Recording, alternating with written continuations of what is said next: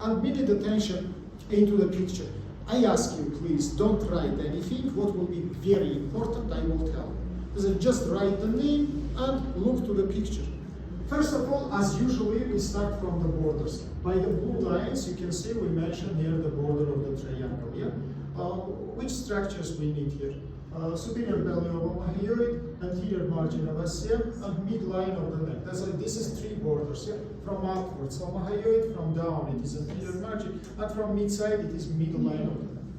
Usually after the borders we come to the layers. Let's try to discuss the layers in this region. Look how simply I make the fold from the skin. It is proved me that skin is really very movable. But if I will tense it a little bit more and then will leave it, it will very slowly to go to its place. Why? Low concentration of elastic fibers. Elastic fibers is not so rich in this region. That's why and the folds by the age will be formed here. That's why if you will be bigger, will quickly lose the weight, here we can have formation of the crinkles. Remember about it. So cutaneous fatty tissue is much more better developed upwards and bad developed downwards. Generally, it is the common rule for all neck region. The more upper you will go, the more better fat you will see. And vice versa. Don't forget that inferiorly even we have depressions. For example, supraclavicular fossas or the jugular notch. Here we have depressed tissues. What does it mean, depression? It means the fatty tissue is bad developed. That's why there are the depression. Idea is understandable for you. Let's continue, guys. Now, fatty tissue is poor developed, but fatty tissue contains the structures. Now, which structures we have in the fat? Several superficial veins, and the biggest one it is anterior jugular vein, which is passed strongly by anterior margin of the SCM muscle. Where it is located. Upper 2/3, by the way, in the picture is greatly visible, anterior jugular vein. Upper 2/3 of this vein located just in fatty tissue between first and second fascia, but lower third no. Lower third of these veins perforated second fascia, and they come to the suprasternal interaponeurotical space, which is between second and between third fascia. As you remember, between these two fascias, near the inferior border of the neck, there are three non-connected spaces: suprasternal, retro-SCM, and supraclavicular space. Let's say, remember please, once again, primary anterior jugular veins located in fat. Inferior portions perforated second fascia become to interaponeurotical space. And what will happen with that? Right and left joined to each other, and they form together jugular venous arch. Jugular venous arch, which is located in suprasternal space. But as you remember, I told you before that by formation of jugular venous arch, anterior jugular veins doesn't finish. Then they continues to the sides and enter into two other spaces which I mentioned before, sternocleidomastoid and supraclavicular. These anterior jugular veins communicated all these three spaces to each other. That's why, if you remember, I told you before that inside of these spaces we will have collar-shaped phlegmons, which will be spread through all these three spaces, collar-shaped. Because, and in last my meeting with you, I told you that doesn't matter that they have communication or not. This is non-connected spaces because they are located only in neck region. They doesn't communicate it to any in other topographical regions of the human body. Remember definition of connected space. It should be goes from one topographical region to another topographical. Here situation is another. Let's continue. Now under the third fascia, we have the parietal and visceral layers of the fourth fascia. Yeah? Visceral layer cover the organs. 6 organs we have, which is located by midline. Yeah? And parietal layer cover the visceral one. Between parietal and visceral layers, we will have free visceral space, which is contained loose connective tissue, lymphatics, arteria thyroidea imma. That is the single artery which is originated from brachycephalic tract, for example, in this picture you can see. Or from our large, look, this single artery. And we have plexus venosus thyroideus impar. Impar it means single venous plex of the thyroid gland. You must be very careful with this artery because that is the artery which is come from mediastinum to the neck region. If you will damage it without ligation, it will descend it into mediastinum. And in the neck wound, you will not see bleeding. Blood will be accumulated in the mediastinum and will press the heart. We will have the problem which is called the heart tamponade of the heart. Clots of the blood will press the heart and will stop it. You can ask me, what can we do if we make surgery? Ligate artery, Dr. Khan. We can live without this artery. Your thyroid has huge amount of another big vessels, superior to thyroid arteries, inferior to thyroid arteries. So we can live without this one. It is no matter. Let's continue. Now we come to the organs, and we must understand the topography of organs. Organs you study in anatomy, but now I will revise you several specificities of them. Let's start from thyroid gland. It's one of the most important humans endocrine glands. You know, the size of it is very small, 20 grams. Length of it is very small, 3-4 centimeters, but huge importance. I want to mention 4 most important functions of it. Metabolical function, as you remember, it is regulating catabolism and anabolism. Cardiovascular function, it is regulating the rate of breathing and heart work. Third function, very important, we call it, guys, regulatory function. It is regulating the work of another endocrine glands. Like the hypophysis regulated its work, it is also regulating the work of another gland. Superficial one, it is the facial capsule, and deep one, it is the fibrous capsule. Superficial capsule is facial. In the brackets, write please, it is the visceral layer of fourth fascia. Deep capsule, it is the fibrous capsule. Deep capsule, it is fibrous capsule.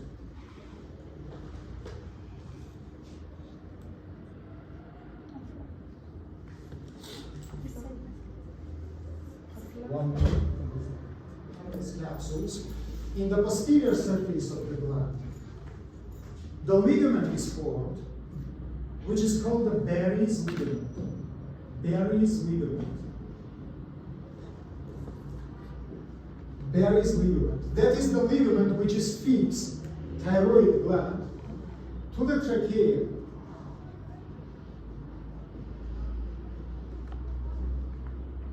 Sympathy of the thyroid gland.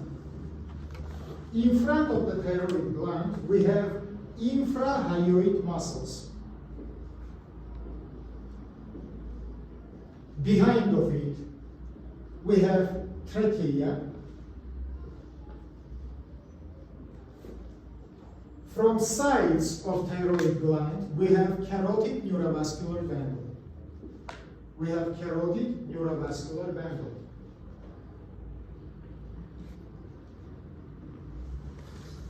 Continue, please. Thyroid gland contains 3 parts. It is right and left lobes. And it is isthmus, which is located between them.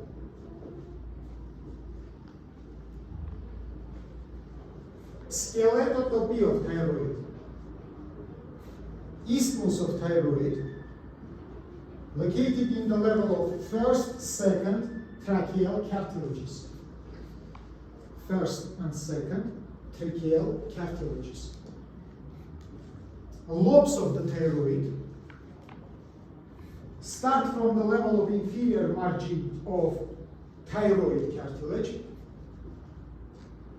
and continues up to the 5th, 6th tracheal cartilage level.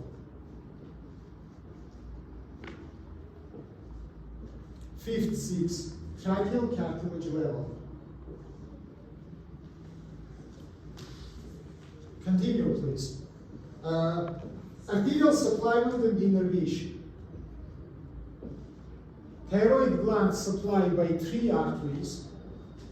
2 is pair, 1 is single. Pair arteries, it is superior and inferior thyroid arteries.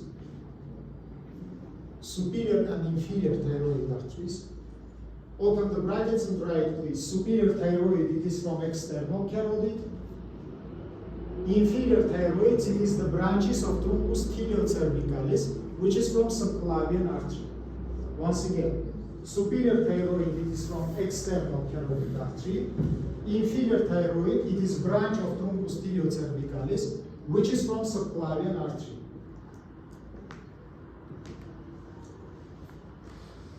Single artery, I told you before, it is arteria thyroidea ima. Open the brackets and write, please. In majority of the cases, it is from truncus brachiocephalica, but can be exactly from aortal arch also. This artery presented approximately in 20% of the human population. In 20% of the human population. This is arteria tibialis ima. Remember, please, these are once again, this is superior thyroid arteries, inferior thyroid arteries, and arteria tibialis ima, which is supply the middle portion of the thyroid gland. Venous drainage. Right, please, thyroid gland has three pairs of veins. Superior, middle, and inferior thyroid veins. Superior, middle, and inferior thyroid veins. They started from posterior surface of the thyroid gland, and they drain into the internal jugular vein. Innervation. Two main sources of innervation.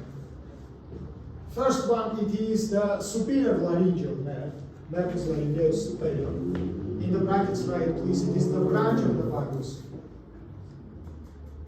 It divided into two terminal branches, internal and external.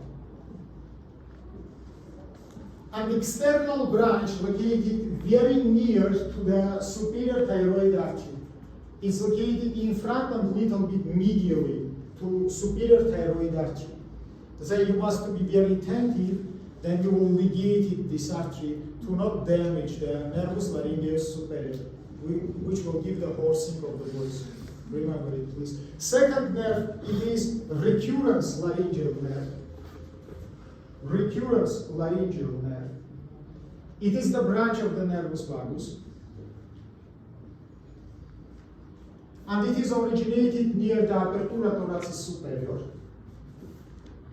Near the apertura thoracis superior. Right recurrence laryngeal nerve. Surrounded right subclavian artery from down and backside. Right recurrence laryngeal nerve. Surrounded right subclavian artery from down to backside. Enter inside of sulcus tracheoesophageal. It is the groove between the trachea and the esophagus. And innervated organs of the neck, trachea, esophagus, and reach the level of rima glottis, vocal cords, where it makes the motor innervation of that. It gives also the branches to thyroid gland, of course. Left one, left recurrence laryngeal nerve, surrounded aortal arch from down and from backside, and again goes to upwards, enter inside of the groove between trachea and esophagus, and make the same innervation as the previous one. Innervated organs, reach the rima glottis, and finish here.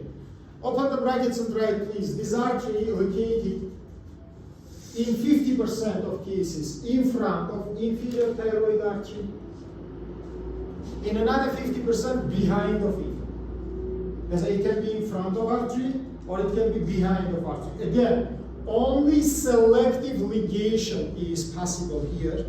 That's the only artery can be ligated selectively to not damage laryngeus recurrence, because it will give huge amount of the problem. Aphonia, the voice will be impossible to be productive because it made the motor innervation of the rima glottis.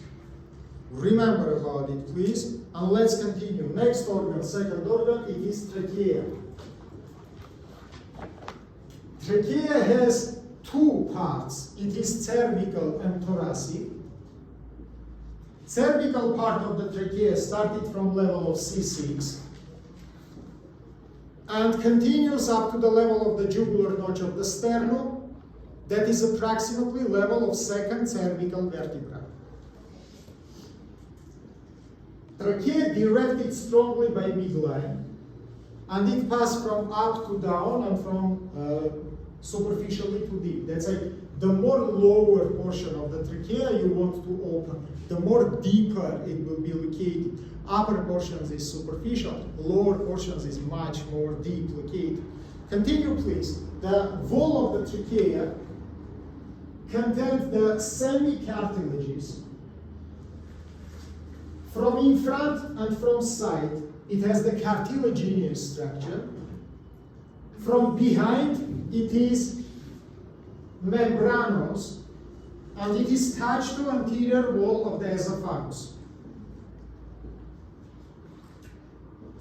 Inner layer, it is the epithelium, which is covered from inside. And between the cartilages, we have the muscles. Two layers of the muscles. It is longitudinal and circular layers of the muscles, which is connecting the cartilages to each other. Can I continue, please? Syncope of the trachea. In front of the trachea, we have isthmus of the thyroid gland in the level of first, second tracheal cartilages. Also, we have infrahyoid muscles, except the thyroid, which is located above. Behind of it, we have the esophagus. By the way, esophagus located not strongly by midline, but little bit shift to the left. So remember about it, please. From two sides, we have the lobes of the thyroid.